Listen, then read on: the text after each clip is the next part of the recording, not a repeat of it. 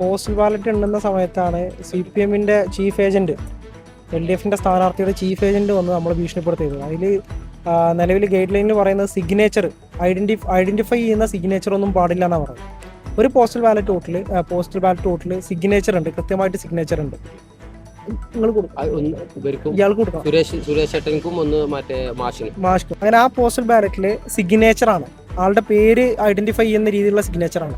ആ സിഗ്നേച്ചർ നമ്മൾ പറ്റില്ല, അത് അംഗീകരിക്കാൻ കഴിയില്ല എന്ന് പറഞ്ഞ സമയത്ത് CPM LDF സ്ഥാനാർത്ഥിയുടെ ചീഫ് ഏജന്റ് വന്നിട്ട് കുറേ കാലമായി ഇന്ന് തന്നെ നോട്ടിട്ടിരിക്കുകയാണ്, പുറത്തേക്ക് ഇറങ്ങിയാൽ തീർക്കും എന്നുള്ള രീതിയിൽ ഭീഷണിപ്പെടുത്തി. പിന്നെ അതിൻ്റെ ഉള്ളിൽ SFIയുടെ നേതാവ് ഉണ്ടായിരുന്നു, ആ നേതാവ് കൂടെ നമ്മളോട് കുറേ കാലമായി തുടങ്ങിയിട്ടുള്ളത് എന്നൊക്കെ പറഞ്ഞ് തെറി വിളിക്കലും കാര്യങ്ങളുമാണ് ഉണ്ടായത്.